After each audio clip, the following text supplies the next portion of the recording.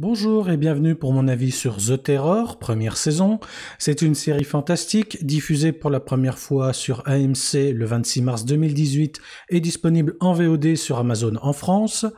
Créée par David Kashganish et Sue Hug, j'espère que je prononce bien, adapté du roman The Terror de Dan Simmons, avec au casting Jared Harris, Tobias Menzies, Claran Hinds, Paul Reedy, Adam Nagetis, Ian Hart et Niamh Nelson. L'histoire, en 1845, l'expédition Franklin, constituée de 2 navires à la pointe de la technologie, le HMS Erebus commandé par James Fitzjames et le HMS Terror dirigé par Francis Corzier, est envoyée en Arctique afin de découvrir et de franchir le passage du Nord-Ouest. Malheureusement, le convoi se retrouve coincé dans les glaces. Les marins doivent alors tenter de survivre entre le froid, la maladie et les risques d'intoxication au plomb, mais également lutter contre les attaques d'une étrange créature.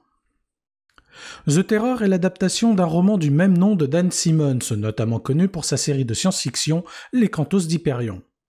L'auteur s'est lui-même inspiré de l'expédition Franklin de 1845, qui, après s'être engagé dans le détroit de Lancaster, a disparu corps et biens. Il faudra attendre près d'1 siècle avant que l'on ne commence à comprendre ce qu'il est advenu des marins, grâce notamment à plusieurs missions scientifiques. D'abord bloqués dans les glaces, les membres de l'expédition ont dû affronter le froid, les longues nuits d'hiver, le scorbut ainsi qu'une intoxication au plomb.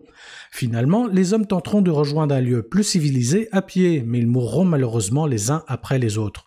Il semblerait même qu'une fois à court de vivre, ils se soient livrés au cannibalisme. Tout comme le roman, la série reprend en grande partie ce qui est probablement arrivé à cette malheureuse expédition. Toutefois, l'auteur original a choisi d'y ajouter un petit élément de fantastique basé sur les croyances inuites, le Tuunbaq.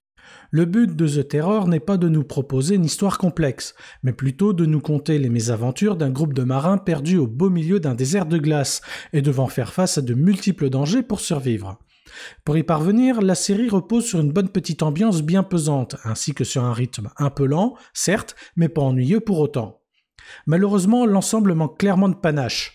Non pas que je réclame toujours plus d'action, bien au contraire, j'aime quand un récit prend son temps, quelle que soit sa forme. Non, le problème se situe plutôt au niveau de la mise en scène, bien trop figée à mon goût. Certains plans sont certes superbes, mais jamais on a le droit à un petit effet visuel bien senti. La caméra se contente de filmer ce qui doit être montré, et c'est tout. Par exemple, lorsqu'un marin avoue à son supérieur que durant une expédition précédente, la tension était telle qu'il avait eu envie d'ouvrir la tête de son commandant à coups de hache. Pendant ce long monologue, la caméra reste totalement immobile, pas le moindre zoom vers le visage du personnage pour venir appuyer l'histoire à mesure qu'elle est racontée, ce qui aurait pourtant eu pour effet de faire monter un petit peu plus la tension de la scène. Même chose du côté de la musique. Bien présente, elle accompagne les moments les plus importants sans pour autant être marquante, si bien qu'il n'y a que la petite mélodie du générique du début que l'on retiendra. Enfin, j'apprécie beaucoup la retranscription de l'époque, qui me semble très fidèle, et qui a sans doute demandé beaucoup de travail. Néanmoins, dès que l'on s'éloigne des navires pris dans la glace, l'environnement paraît trop parfait, trop artificiel. Il est assez clair que la série a été produite en studio, ce qui est normal, car il aurait été assez difficile d'effectuer le tournage en Arctique. Malheureusement, cela est trop visible à mon goût, mais peut-être est-ce aussi dû aux technologies modernes qui rendent des images bien plus précises et nettes qu'autrefois. Cette sobriété dans la réalisation a néanmoins le mérite de ne pas plonger The Terror dans l'horreur outrancière ou le gore inutile.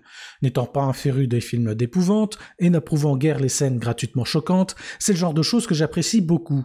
Ainsi, lorsqu'une partie de l'équipage succombe au cannibalisme, cela nous est présenté d'une manière assez simple et sobre. On ne voit jamais le découpage de la viande, qui aurait pourtant pu être un bon prétexte pour faire une séquence bien sanglante.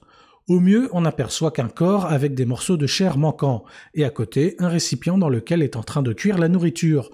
Pas besoin d'en faire plus, on comprend très bien ce qu'il se passe, et cela suffit à provoquer un petit frisson dans le dos, ou du dégoût pour les plus sensibles. Quoi qu'il en soit, en choisissant de prendre le temps de révéler son histoire, The Terror adopte très clairement les codes du format télévisuel, où chaque épisode a un sujet qui lui est propre. On suit sans le moindre problème les mésaventures des marins et on en apprend un peu plus sur les principaux personnages. La créature, quant à elle, n'est que partiellement dévoilée, tout du moins jusqu'au milieu de la série. L'ennui, c'est que l'histoire est si lente et finalement si peu complexe qu'elle aurait pu tout à fait faire l'objet d'un film de 2 heures. Le récit aurait alors été plus condensé, le rythme un petit peu plus soutenu et la tension plus importante. le tout en réservant la révélation de la menace pour le dernier acte du métrage. En conclusion, The Terror est une bonne petite série fantastique qui se laisse agréablement regarder. Difficile cependant de passer à côté de certains de ses défauts, mais qu'on lui pardonnera bien volontiers. Je reste néanmoins convaincu qu'entre les mains d'un bon réalisateur, cette histoire aurait fait un excellent film au cinéma.